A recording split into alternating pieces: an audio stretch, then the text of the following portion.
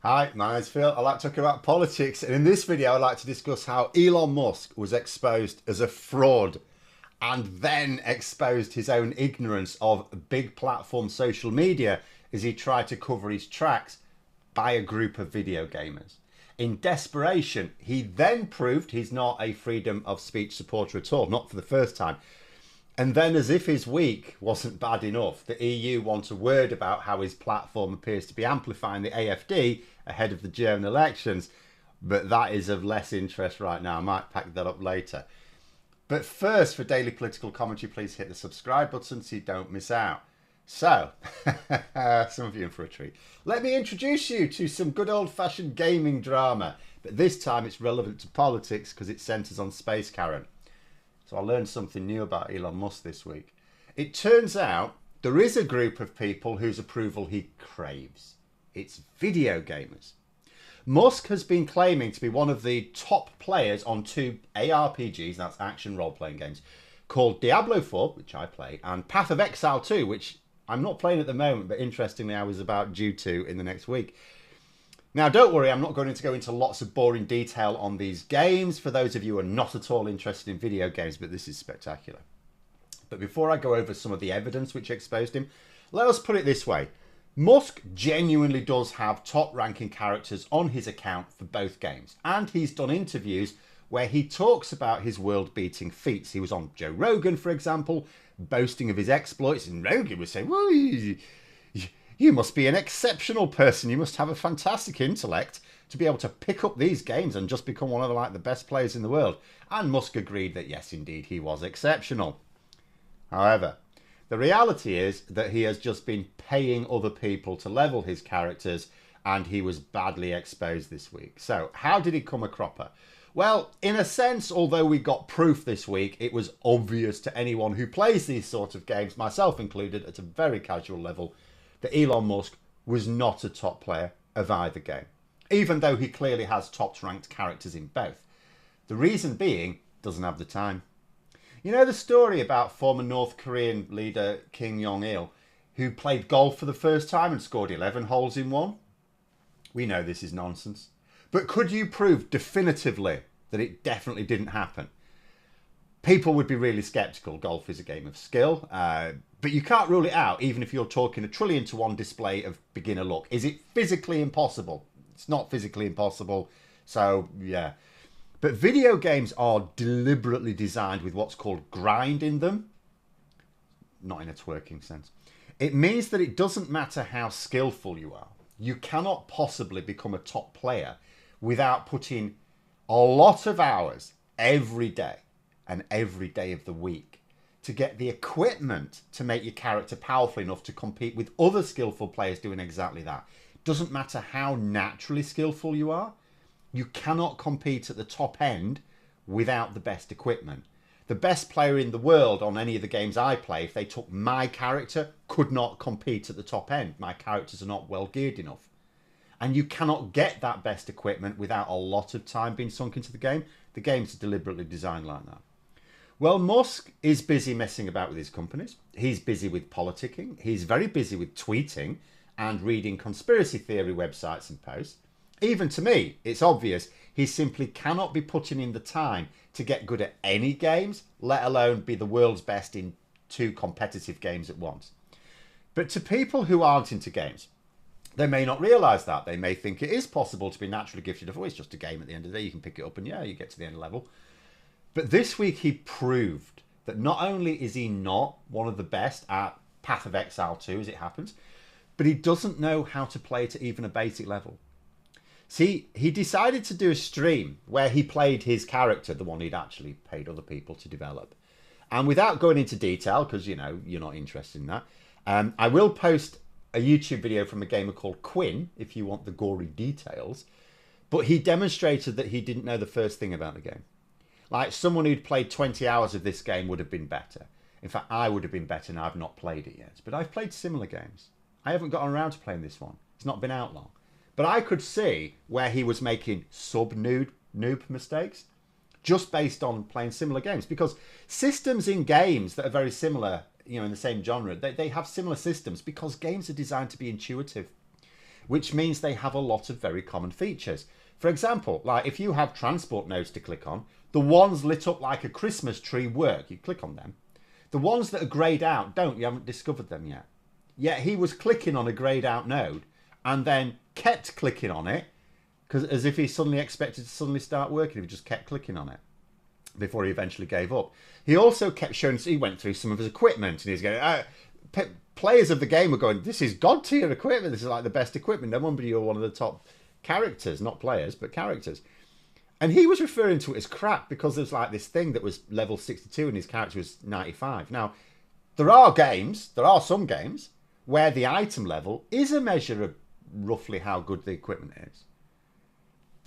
But not in this game. In this game, it's just the level of the item is just what level your character needs to be to use it. This is like a pensioner, to put it in layman's terms, this is like a pensioner saying they're not going to vote. Why aren't you going to vote, Grandpa? Well, because 18-year-olds can vote, so it must be a very childish thing to do.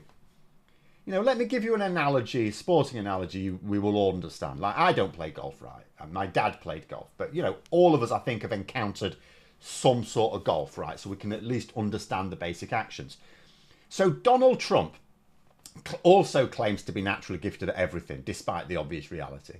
He and Musk are actually quite similar in some ways. I suppose they're well-fueled narcissism, I guess. So Trump likes golf, right? So, of course, he claims to be great at golf. But you watch him play golf, and someone like me, who doesn't play golf, he at least knows the basic techniques. He looks like he's a golfer. He might even be fairly decent for his age, for all I know.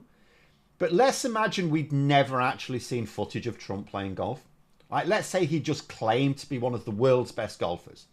But then one day, he decides to get a camera crew and live streams him playing golf. So we watch him approach the ball on the tee, on the fairway. Then we watch, with absolute disbelief, he selects a putter. He gets down on his belly. He lines up the shaft of the putter like a pool cue. And then he strikes the golf ball off the tee in that manner. Then he gets up and says to the camera, I've got some mad golf skills, haven't I? Well, the world would laugh at him, wouldn't they? That is literally what Musk was doing. He was doing piece of piss content and claiming it was the toughest content in the game, and he was doing it really badly. Now, someone who'd never seen this game played wouldn't know any different. But anyone who's played a game even similar to it would absolutely know he was just clowning about. You know, in fact, it was so obvious that he wasn't just not a great player, but it just obviously had not even run through what's called the campaign of the game, which is basically like a tutorial. It's a story-based tutorial you get in all games to develop the basic skills.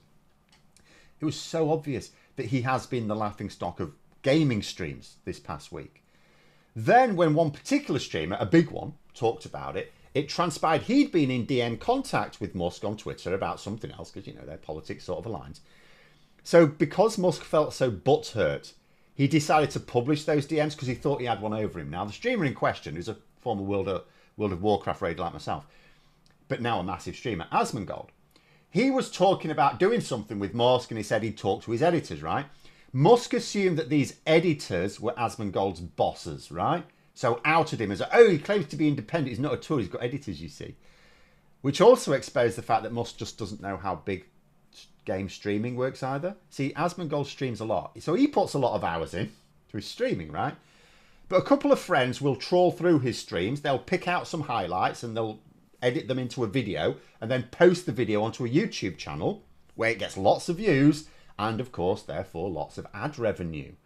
And they do this in return for a cut of the money it generates because he doesn't have the time to do that. So it's win-win for all of them. So they're not his boss. If anything, he's their boss, although it's not quite like that either. But Musk just didn't have a clue about this. He doesn't know how it works. He doesn't know how anything works.